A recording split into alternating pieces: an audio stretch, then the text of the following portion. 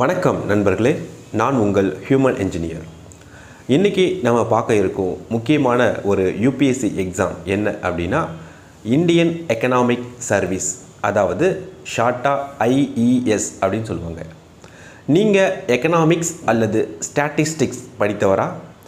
Government job plus high level policy making role வேணுமா? அப்படின்னா இந்த வீடியோ உங்களுக்காகத்தான். சரி, ஐஇஎஸ் அதாவது இந்தியன் எக்கனாமிக் சர்வீஸ் அப்படின்னா என்ன அப்படின்னா யூபிஎஸ்சி நடத்தக்கூடிய ஒரு முக்கியமான எக்ஸாம் தான் இந்த இந்தியன் எக்கனாமிக் சர்வீஸ். இந்தியாவின் பொருளாதார திட்டங்கள், government policy analysis, data paste decision making இவைகளை ஹேண்டில் செய்யும் டாப் லெவல் ஆஃபீஸர்ஸ் இந்த தேர்வின் மூலம் தேர்வு செய்யப்படுகிறார்கள். இதில் என்னென்ன வேலைகள் இருக்கும், ஜாப் ஆப்பர்ச்சுனிட்டிஸ் இருக்கும் அப்படின்னா ஐஇஎஸ் கிளியர் பண்ணின பிறகு நீங்கள் வேலை செய்யக்கூடிய துறைகள், ஃபஸ்ட்டு பிளானிங் கமிஷன் அல்லது பாலிசி மேக்கிங் பாடிஸ், இது நாட்டின் வளர்ச்சி திட்டங்களை உருவாக்கும் இடமாகும். ரெண்டாவது பிளானிங் போர்டு, மாநில அளவிலான பொருளாதார திட்டங்கள். Third ministry of economic affairs, நாட்டின் பொருளாதார முடிவுகள் எடுக்கப்படும் முக்கிய அமைச்சகம்.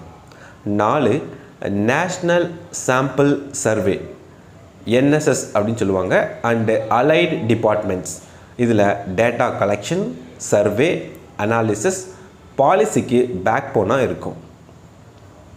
சரி, இந்த எக்ஸாமுக்கு ஏஜ் லிமிட் என்ன அப்படின்னா குறைந்தபட்சம் 21 வயது முதல் அதிகபட்சம் 28 வயது வரை ரிசர்வ்டு கேட்டகரிக்கு ரிலாக்ஸேஷன் இருக்கும்.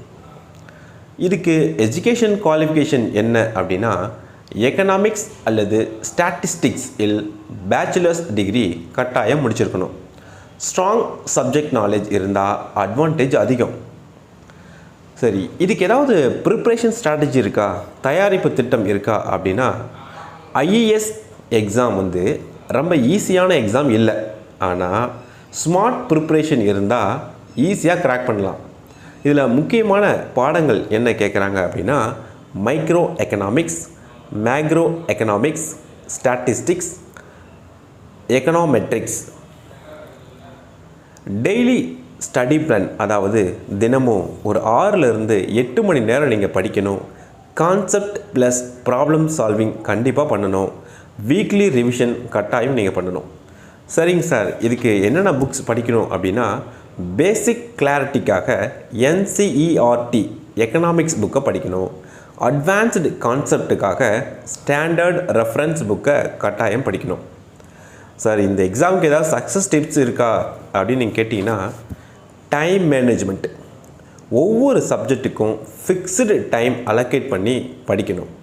ரெண்டாவது ப்ரீவியஸ் இயர் கொஷின்ஸ், இந்த ப்ரீவியஸ் இயர் கொஷின்ஸ் எக்ஸாம் பேட்டர்னை புரிந்து கொள்வதற்கு ரொம்ப முக்கியமாக பயன்படும். நெக்ஸ்ட்டு பார்த்திங்கன்னா ரிவிஷன் ஸ்ட்ராட்டஜி, ஒரே கான்செப்டை குறைந்தது ஒரு 3 முறையாவது நீங்கள் ரிவிஷன் பண்ணணும். நெக்ஸ்ட்டு ஆன்சர் ரைட்டிங் ப்ராக்டிஸ், அதாவது உங்களுடைய அந்த ரைட்டிங் ப்ராக்டிஸு யூபிஎஸ்சி ஸ்டைலில் நீங்கள் எழுதி பழகணும். நீங்கள் ஐஇஎஸ் எக்ஸாமுக்கு தயாராக நினைக்கிறீங்களா? எந்த சப்ஜெக்ட் உங்களுக்கு டஃப்னு கமெண்ட்டில் சொல்லுங்கள் பார்ப்போம்.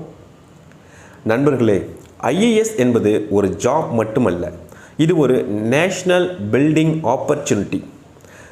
நீங்கள் எடுத்த ஒரு முடிவு உங்கள் வாழ்க்கையை மட்டுமல்ல, நாட்டின் எதிர்காலத்தையும் மாற்றும். இந்த மாதிரி காம்படிட்டிவ் எக்ஸாம் வீடியோஸ் வேணும்னா எங்களுடைய இந்த வீடியோவை சேனலை லைக் பண்ணுங்கள், கமெண்ட் பண்ணுங்கள், சப்ஸ்கிரைப் பண்ணுங்கள். தேங்க்யூ.